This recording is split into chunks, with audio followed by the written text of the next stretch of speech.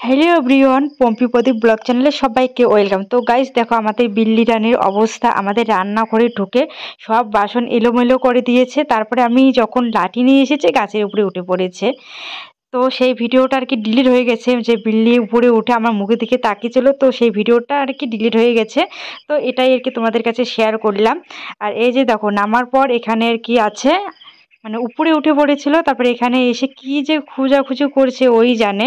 যখন গাছের উপরে উঠে আমার মুখের দিকে তাকিয়েছিল তখন খারাপ লেগেছিল, এখন এই জঙ্গলে গিয়েছে। এত পরিমাণে রাগ উঠে গেছে আমার, কি বলবো। বাসনগুলো শুধু গুছিয়ে রেখেছি, একটু পরে এলোমেলো করে দিয়েছে। তো চলো গাইস, তোমাদের সঙ্গে পরে দেখা হচ্ছে।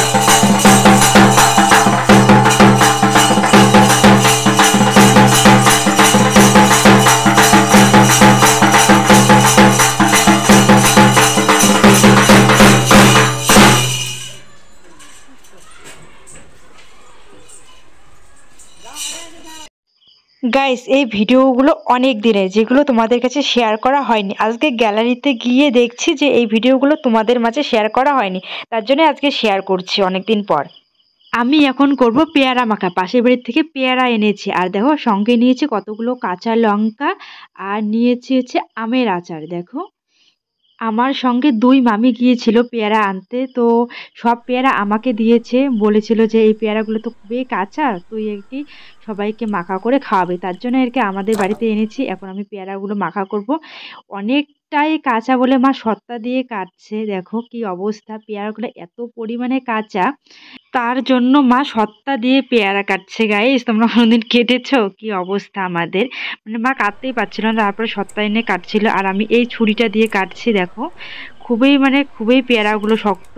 এই যে দেখো আমি মনে হয় যুদ্ধ করছি পেয়ারার সঙ্গে। তো এইভাবেই আর কি কেটে ফেলেছি, অনেক কষ্ট করে আর কি পেয়ারাগুলো কাটছিলাম। তো দেখতেই পারছো, পেয়ারাগুলো কাটা দেখে বুঝতেই পারছো কতটা শক্ত হতে পারে।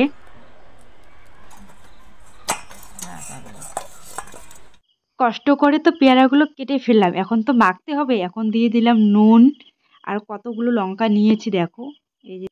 আর পেয়ারাগুলোর মধ্যে অনেকগুলো ধনেপাতাও দিয়েছি, মানে আগে দিয়েছি তো শেয়ার করতে পারিনি।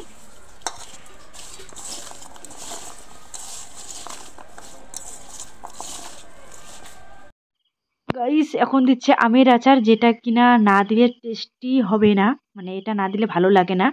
তো এখন দেওয়া হচ্ছে আমের আচার, আর হচ্ছে এটা আমার মায়ের হাতের। গাইস আমার মা হচ্ছে আমের আচার খুব ভালো বানাতে পারে, আর আমি বাড়িতে গিয়ে আমের আচার এনেছি মায়ের হাতের, এত ভালো লাগে। আর আমাদের বাড়িতে আমের আচারটা একদম থাকবে, মা অনেকগুলো করে বানিয়ে রাখে আমের আচার। হালকা করে চিনি দিতে লাগতো না।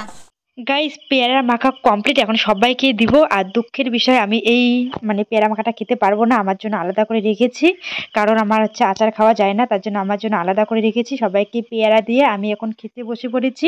আর আজকে রান্না হয়েছে খাসির মাংস, আর হয়েছে পাতাকপির বড়া, আর একটা হয়েছে, এটা এখন কি বানিয়েছে মা আমি জানি না, না খেলে আর কি বুঝতে পারবো না। তো খাওয়ার পর দেখা হচ্ছে। খাওয়া দাওয়া করার পর ঘুমিয়ে পড়েছিলাম, তারপর তো আর ব্লগ ভিডিওতে আসাই হয়নি। এসেছি এখন পাশের বাড়িতে। কই পাইছিস?